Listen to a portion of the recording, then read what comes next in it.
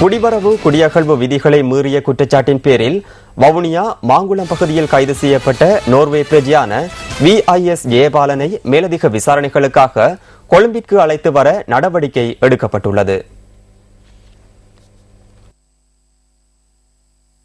இவர் இலங்கையை பிறப்பிடமாக கொண்ட நோர்வே பிரஜை என்பது தெரிய வந்துள்ளதாக போலீஸ் ஊடக பேச்சாளரும் சிரேஷ்ட போலீஸ் அத்தியட்சகருமான அஜித் ரோஹன குறிப்பிட்டார். நேற்று கைது செய்யப்பட்ட சந்தேக நபரிடம் பயங்கரவாத தடுப்பு பிரிவினர் விசாரணைகளை மேற்கொண்டதாகவும் போலீஸ் ஊடக பேச்சாளர் தெரிவித்துள்ளார். கொழும்பிற்கு அழைத்து வரப்பட்டதன் பின்னர் அவரை குடிவரவு குடியகழ்வு அதிகாரிகளிடம் ஒப்படைக்க உள்ளதாகவும் சிரேஷ்ட போலீஸ் அத்தியட்சகர் அஜித் ரோஹன மேலும் தெரிவித்துள்ளார். சுற்றுலா விசாவில் இலங்கை வந்துள்ள இவர் குடிவரவு குடியகழ்வு விதிகளை மீறும் வகையில் பல்வேறு செயற்பாடுகளில் ஈடுபட்டமை தொடர்பான தகவல்கள் கிடைத்துள்ளது போலீஸ் ஊடக பேச்சாளர் தெரிவித்தார். குறிப்பாக இனங்களுக்கு இடையிலான ஒற்றுமைக்கு பாதிப்பு ஏற்படும் வகையில் அவர் செயற்பட்டுள்ளதாக போலீசார் குறிப்பிட்டனர்.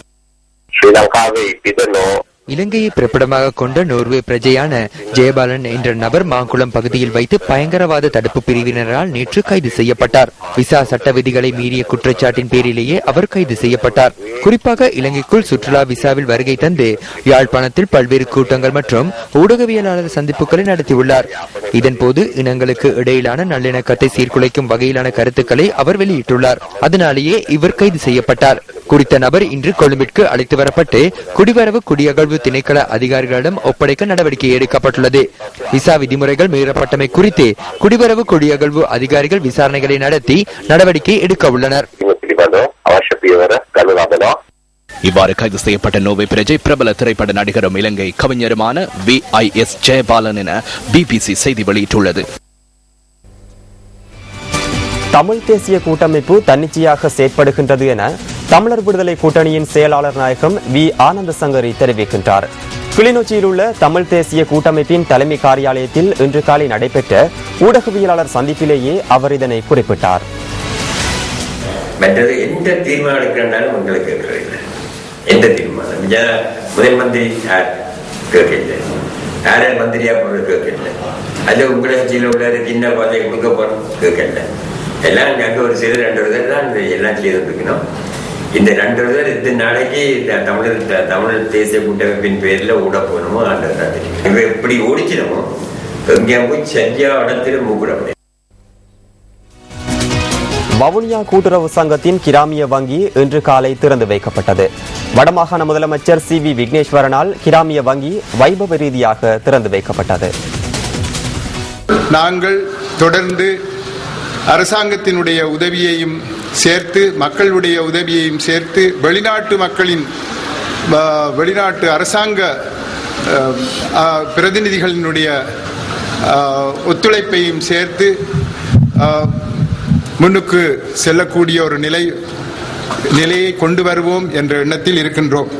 கிராமம் என்பதால் பழைய நடைமுறைகளில் ஊறி வாழாது புதிய சூழலுக்கு ஏற்ப எம்மை மாற்றி முன்னேறுவது அத்தியாவசியமாகின்றது. அவ்வாறு நவீன முறைகளை பயன்படுத்தினால்தான் கூட்டுறவின் நிதி சார்பான வளங்களை போதுமான முறையில் புதிய சுற்றாடலுக்கு ஏற்ப வழி நடத்தி நாட்டில் பொருளாதார விருத்திக்கு அத்திவாரம் அமைக்கலாம் என்பது எல்லோரதும் எதிர்பார்ப்பு. தனது மனித உரிமைகள் மீறப்பட்டுள்ளதாக தெரிவித்து வடமாகாண சபை உறுப்பினர் அனந்தி சசிதரன் இலங்கை மனித உரிமைகள் ஆணைக்குழுவில் முறைப்பாடு செய்துள்ளார். பொதுநலவாய அரச தலைவர்கள் மாநாட்டில் கலந்து கொள்வதற்காக இலங்கை வந்திருந்த பிரித்தானிய பிரதமர் டேவிட் கேமரன் வடபகுதிக்கான விஜயத்தை மேற்கொண்டிருந்தார். இதன்போது முன்னெடுக்கப்பட்ட கவனஈர்ப்பு போராட்டத்தின் போது போலீசாரால் தனது மனித உரிமைகள் மீறப்பட்டுள்ளதாக அனந்தி சசிதரனின் முறைப்பாட்டில் தெரிவிக்கப்பட்டுள்ளதாக மனித உரிமைகள் ஆணைக்குழுவின் ஆணையாளர் கலாநிதி பிரதீபா மகாநாமகேவா தெரிவிக்கின்றார். இலங்கை மனித உரிமைகள் ஆணைக்குழுவின் யாழ் பிராந்திய அலுவலகத்தில் அனந்தி சசிதரன் முறைப்பாட்டினை செய்துள்ளதாக அவர் குறிப்பிட்டார்.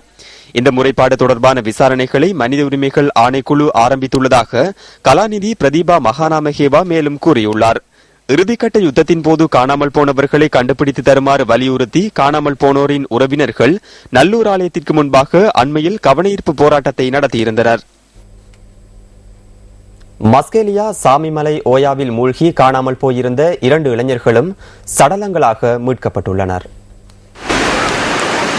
இவர்களின் சடலங்கள் இன்று முற்பகல் 10 மணியளவில் மீட்கப்பட்டதாக போலீஸ் ஊடக பிரிவு குறிப்பிட்டுள்ளது. சடலமாக மீட்கப்பட்ட இருவரும் மஸ்கெலியா பிரவுன்ஸ்விக் தோட்டத்தைச் சேர்ந்த இளைஞர்களே என எமது பிராந்திய செய்தியாளர்கள் தெரிவித்தனர். சாமிமலை ஓயாவில் நீராட சென்ற 5 இளைஞர்களில் 2 பேர் நேற்று நீரில் மூழ்கி காணாமல் போயிருந்தனர். சுழியோடிகள் மற்றும் பிரதேச மக்களின் உதவியுடன் காணாமல் போயிருந்தவர்களை தேடும் நடவடிக்கைகளை போலீசார் மேற்கொண்டிருந்தனர். நீதவான் விசாரணைகளின் பின்னர் பிரேத பரிசோதனைக்காக சடலங்கள் நாவலப்பிட்டி வைத்தியசாலைக்கு அனுப்பி வைக்கப்பட்டுள்ளதாக எமது செய்தியாளர்கள் குறிப்பிடுகின்றனர். விளம்பரங்களின் பின்னர் நியூஸ் ஃபர்ஸ்டின் பிரதான செய்திகள் தொடரும்.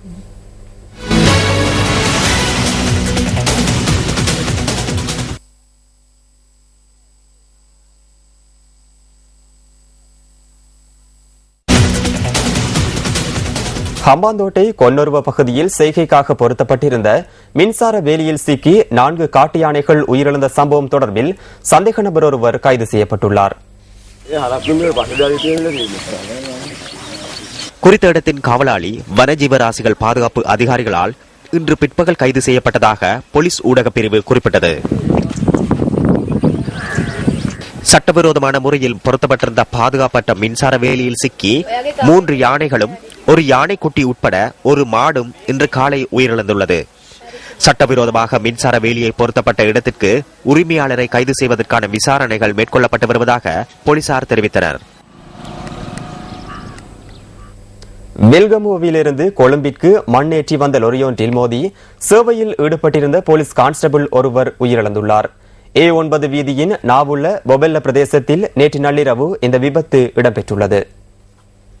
நேற்றிரவு 11:50 அளவில் குறித்த போலீஸ் கான்ஸ்டபிள் வாகனம் ஒன்றை சோதனையிட்டுக் கொண்டிருந்த சந்தர்ப்பத்தில் பின்னால் வந்த மண் ஏற்றிச் செல்லும் லொரியில் சிக்கி காயமடைந்துள்ளதாக போலீஸ் ஊடகப் பிரிவு தெரிவிக்கின்றது.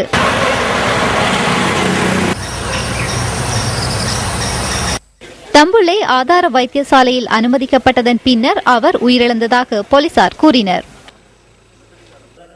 மாத்தளை போலீஸ் நிலைய போக்குவரத்து பிரிவின் வீதி ரோந்து பிரிவின் போலீஸ் கான்ஸ்டபிள் ஒருவரான WMA வணிகசேகர என்பவரே இந்த விபத்தில் உயிரிழந்துள்ளார். இவர் மாத்தளை பலாபத்வல எல்லைப்போல பிரதேசத்தைச் சேர்ந்த 52 வயதான 3 பிள்ளைகளின் தந்தையாவார். நேற்றிரவு என்னுடன் பேசினார். பின்னர் மேல் பக்கமாக சென்றார். 2 நிமிடங்கள் வாகன சத்தம் ஒன்று கேட்டது. சத்தம் கேட்டதை அடுத்து நான் சென்று பார்த்தபோது மோட்டார் சைக்கிளில் விழுந்திருந்தார். நான் அருகில் சென்று பார்த்தபோது அவர் லோரியில் அகப்பட்டிருந்தார். இந்த பிரதேசத்தில் இதற்கு முன்னரும் இவ்வாறான விபத்துகள் இடம்பெற்றுள்ளதாக பிரதேசவாசிகள் கூறுகின்றனர். இந்த பகுதியில் மிகவும் அபாயகரமான நிலைமை காணப்படுகின்றது. மண்லோரிகள் உள்ளிட்ட ஏனைய வாகனங்கள் அதிக அளவில் இந்த பிரதேசத்தின் ஊடாக செல்கின்றன. இதுவரையில் கிராமவாசிகள் 10 பேர் வரை உயிரிழந்துள்ளனர். இந்த விபத்து தொடர்பில் லொரியின் சாரதி சந்தேகத்தின் பேரில் கைது செய்யப்பட்டுள்ளார். லக்களவிலிருந்து நாவல நோக்கி பயணித்துக் கொண்டிருந்த மண் டிப்பர் ஒன்று கொமசந்திக்கு அருகில் நிறுத்தி வைக்கப்பட்டிருந்த மோட்டார் சைக்கிள் ஒன்றுடன் கடந்த ஜூலை மாதம் 26ஆம் திகதி மோதியது. இந்த விபத்தில் தாய் மற்றும் அவரின் மகன் ஆகியோர் உயிரிழந்தமைக்கு எதிர்ப்பு தெரிவித்து லக்களவில் பிரதேசவாசிகள் ஆர்ப்பாட்டத்தில் ஈடுபட்டனர். இந்த விபத்தின் பின்னர் மண் ஏற்றிச் செல்லும் லோரிகளின் போக்குவரத்தை இரவில் மட்டுப்படுத்துவதற்கு மாத்தளை மாவட்ட அபிவிருத்தி குழு கூட்டத்தின் போது தீர்மானிக்கப்பட்டது. பிரதேசத்தில் அடிக்கடி இடம்பெறும் விபத்துக்களை தடுப்பதற்காக அந்த தீர்மானத்தை எடுத்ததாக மாத்தளை மாவட்ட செயலாளர் ஹெலன் மிகஸ்முல்ல தெரிவித்தார். இதேவேளை வருடத்தின் இதுவரையான காலப்பகுதியில் சுமார் 32,000 வாகன விபத்துக்கள் இடம்பெற்றுள்ளன. இந்த விபத்துக்களின் மூலம் 3000 பேர் வரை உயிரிழந்திருப்பதாக போலீஸ் ஊடக பேச்சாளரும் சிரேஷ்ட போலீஸ் அத்தியட்சகருமான அஜித் ரோகன சுட்டிக்காட்டியுள்ளார். வாழ்க்கை செலவு அதிகரிக்கும் வரவு செலவு திட்டம் ஒன்று மக்கள் முன் சமர்ப்பிக்கப்பட்டுள்ளதாக ஐக்கிய தேசிய கட்சியின் பாராளுமன்ற உறுப்பினர் சஜித் பிரேமதாச தெரிவிக்கின்றார். பெலியத்த அங்குள் மடுவ விகாரையில் இன்று நடைபெற்ற வைபவம் ஒன்றிலேயே அவர் இதனை கூறினார். நாட்டில் உள்ள அனைத்து மக்களையும் கஷ்டத்திற்குள்ளாக்கும் வாழ்க்கை செலவு இன்று முதல் நடைமுறைப்படுத்தப்பட்டுள்ளது.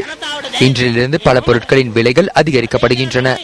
இன்று முதல் நாட்டு மக்கள் பாதிக்கப்படுகின்றனர். வாழ்க்கை செலவை அதிகரிக்கும் வரவு செலவு திட்டமே இதுவாகும். மக்களின் தலை மீது தோளின் மீது வரவு செலவு திட்ட சுமையை சுமத்தி வேகமாக பொருட்களின் விலையை அதிகரிக்கும் வரவு செலவு திட்டமே இது. மக்களுக்கு நிவாரணங்களை வழங்காது இந்த நாட்டில் நிர்வாகிகளுக்கு உயர் மட்டத்தில் உள்ளவர்களுக்கு வரி நிவாரணங்களை வழங்கியுள்ள வரவு செலவு திட்டமே இதுவாகும்.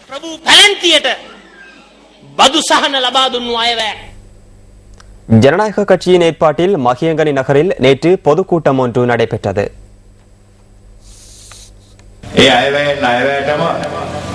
ஒவ்வொரு வரவு செலவு திட்டத்தின் போதும் எமது நாட்டு மக்களின் வாழ்க்கை சிரமத்துக்குள்ளாகியது. ஒவ்வொரு முறையும் வரவு செலவு திட்டம் சமர்ப்பிக்கப்பட்டதன் பின்னர் மக்களுக்கான அழுத்தங்கள் அதிகரித்தன. பல்வேறு பிரச்சனைகளுக்கு மத்தியில் மக்கள் வாழ்கின்றமையை அவர்களின் முகங்களினூடாக எமக்கு அவதானிக்க முடிகின்றது. மக்கள் தமது எதிர்காலம் தொடர்பாக நம்பிக்கையற்ற நிலையிலேயே வாழ்கின்றனர். இந்த நாட்டு மக்களுக்கு தேவையான அத்தியாவசியமான அனைத்தின் மீதும் வரியை அறவிடுகின்றனர். ஒருபுறம் மின்சாரம், நீர், தொலைபேசி கட்டணங்களை அதிகரிக்கின்றனர். அது மாத்திரமன்றி போக்குவரத்து கட்டணங்கள் மீதும் வரி அறவிடுகின்றனர். எதிர்காலத்தில் எரிவாயுவுக்கும் வரி விதிப்பதற்கு எதிர்பார்த்துள்ளனர். இதனால் மக்களுக்கு என்ன நடக்கும்? நீங்கள் எவ்வளவு துன்பத்தை அனுபவித்தாலும் உங்கள் பையில் உள்ள 100 ரூபாவிலிருந்து 70 ரூபாவை வரியாக அறவிடுவார்கள்.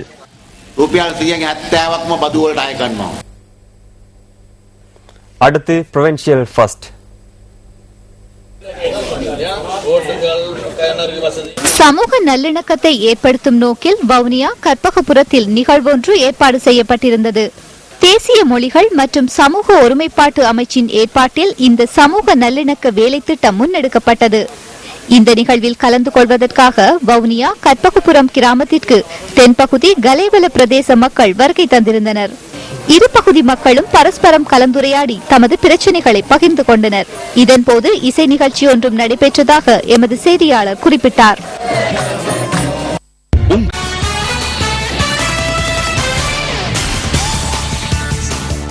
F2 பவர்போட் சேலஞ்ச் 2013 போட்டிகள் நாளை ஆரம்பமாக உள்ளன. ஃபோமியூலா 2வது பிரிவின் சூப்பர்போட் போட்டிகள் இலங்கையில் நடத்தப்படுகின்ற முதலாவது சந்தர்ப்பம் இதுவாகும். சர்வதேச படகோட்டிகள் இதில் கலந்து கொள்ள உள்ளதுடன் இதற்கான பயிற்சி நடவடிக்கை ஒன்று இன்று முன்னெடுக்கப்பட்டது. ஜெட்கி உள்ளிட்ட பல போட்டி பிரிவுகளின் கீழ் இந்த போட்டிகள் நடைபெறவுள்ளன.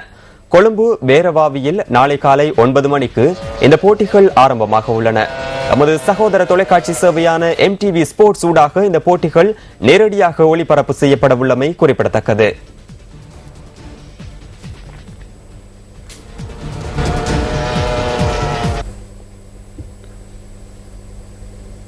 இத்துடன் நியூஸ் ஃபர்ஸ்டின் இரவு 8 மணி பிரதான செய்திகள் நிறைவு பெறுகின்றன. மீண்டும் சந்திப்போம் நியூஸ் ஃபர்ஸ்டின் 10:45 பிரதான செய்திகளோடு. வணக்கம்.